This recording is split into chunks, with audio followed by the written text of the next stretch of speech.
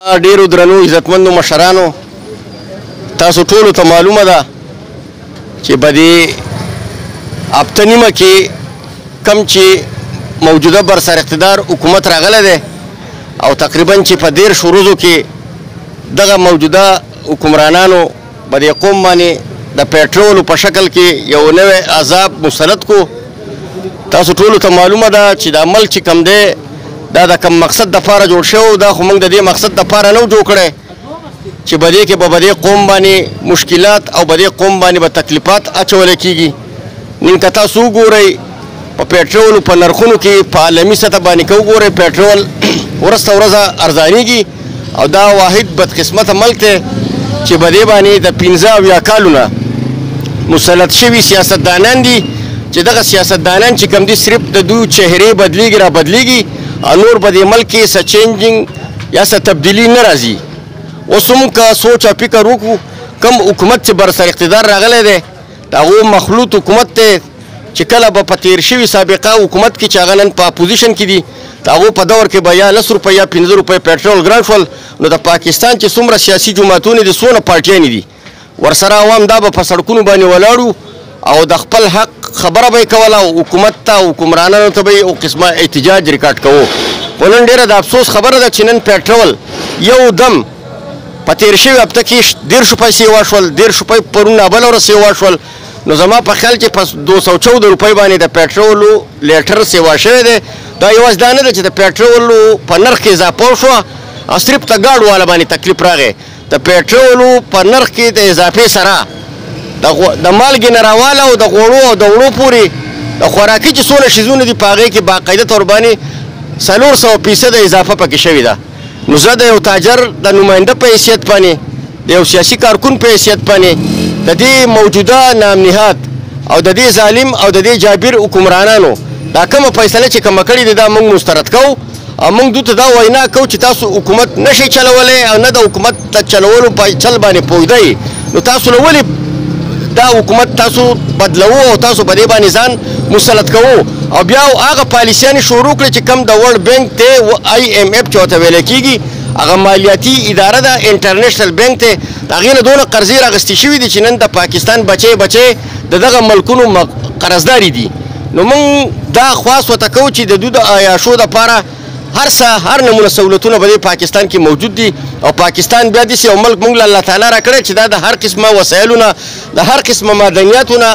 مالامال ملک دی. خو نن زموږ په دې ملک باندې داسې نمونه سیاستدانان مسلط دي چې د هغه سیاستدانانو چې څومره اساسجات دي هغې بهر ملکونو ته لیږلي دي او دلته په پاکستان کې سیاست کوي. چې تاسو دونه په بهر ملکونو ته خپل اساسي هلته منتقل کول غواړئ نو پکار دا ده تاسو پسې هم هلته لاړ شئ چې هلته په هغه ملک کې سیاست کوئ. نو زموږ دا مطالبه ده چې دا کومه فیصله کومه شوې ده دا موږ مسترد کوو. نن که تاسو وګورئ په دې منګوره ښار کې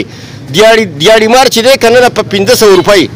500 روپۍ ډېر په مشکله باندې پیدا کوي. نو زه حیران دی یم چې دی به د 500 روپیو باندې خپلو بچو له رزق په پیدا کوي که دواینې به پې پیدا کوي که ځان نه به پې غم خادي کوي که ځان نه به پې د کفن بندوبست کوي. نن موږ یې په دې حد ته راوستو چې په هر جومات کې باقاعده طور باندې یو اواز جوړ شي زنانه زموږ خویندې میندې پکې هم اواز شروع کړي نارینه پکې هم اواز شروع کړي هر سړی سوالګری کړو. او نن که ته د MPA نن که ته د MNA نن که ته د وزیر نن که د وزیر اعظم وګورې د هغو سره چې کوم پروټوکول ګرځي په هغې باندې چې کومه خرچه راځي په کروڑو روپۍ نن زموږ د تیلو په دغه بیروکراسي جرنیلانو په خرچو باندې خرچه راځي. نو زموږ دا مطالبه ده که واقعي دا خلک دا ملک چلول غواړي دا ملک چلول غواړي او په دې قوم باندې خفه کېږي او دې قوم ته خپل قام وایي نو پکار دا ده چې د قیام پاکستان د اولنۍ ورځې نه راواله او د نننۍ ورځې پورې د ټولو سره بېرحمانه احتساب کول پکار دي چې د دې سره باقاعده طور باندې احتساب وشي. نه د دې مسلو حل انتخابات دي چې انتخابات په بار کېږي موږ به انتخابات کوو او دغه زړې چهرې چې کوم دي دا به برسر اقتدار راځي. تاسو ولیدل چې د تېر شوی حکومت لاند ختم شو اوس یې د بل برسر اقتدار راغلی دی تېر شوی به د ده نه قلارېدو او دا موجوده چې دی به د ده نه قلارېدو. په دې کې پیدا دې قام ته قسم مې د په خدای که پیدا پکې خو زه په حیثیت د یو سیاسي کارکون د دې قام نه یو غټه ګیله کوم. پکار دا ده چې سړکونو ته خو دا قوم راوتی شي که نه په جومات کې خیرې خو کولی شي که نه دا هم نه شي کولی. ولې تاسو دونه یېرېږئ؟ د ظلم خلاف اواز پورته کول چې کوم دي دا جهاد دی مونږ د سونه 1580 روپۍ باندې دی او په پنجاب کې په 980 روپۍ باندې وړه ملاویږي او د دې باوجود مونږ دې قام ته بار بار خواست ورته کوو چې وروره په وخت کې خو تاسو سوچ وکړئ که نه کور ته چې ټماټر وړئ نو دې په ګاډۍ کې لاس وایي چې چېرته څخه ټماټر پکې ونیسم دې ته تاسو سوچ کړی چې یاره زه دا ووټ ورکوم دا چېرته د کاغذ یو ټوکړه خو نه ده په هغه ټایم کې تاسو سوچ نه کوئ نن هر سړی لیونی کړی دی نن هر سړی مفلوجه شوی دی هر سړی وروره نن تاسو که وګورئ د نفسیاتي ډاکټرانو مریضان نه نن نفسیاتي ډاکټرانو ته خلک نن ناست دی دا خبرې ځکه کومه چې دا ستاسو د زړه خبرې دي کم از کم پکار دا ده چې تاسو به د نشاط چوک کې یو ورځ فیصله کوئ یو ورځ خو فیصله کوئ که نه